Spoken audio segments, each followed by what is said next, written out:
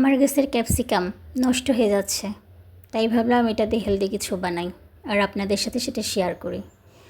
আমি আসলে সকালে খুব হেলদি ব্রেকফাস্ট করি। এখানে দুটো ডিম নিয়েছি আর ক্যাপসিকাম।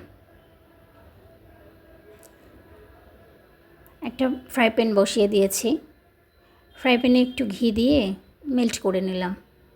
এরপর ডিমটা এখানে দিয়ে দিলাম।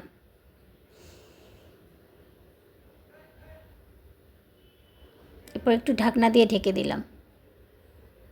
কিছুক্ষণ অপেক্ষা করব ডিমটা যেন ভালোভাবে সিদ্ধ হয়ে যায়।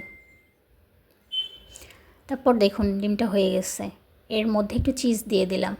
চিজ দিলে একটু বেশি খেতে ভালো লাগবে, তবে বেশি চিজ খাবেন না। আর একটু ঢেকে দিলাম যাতে এটা মেল্ট হয়ে যায়। দেখুন আমার ডিমটা হয়ে গেছে।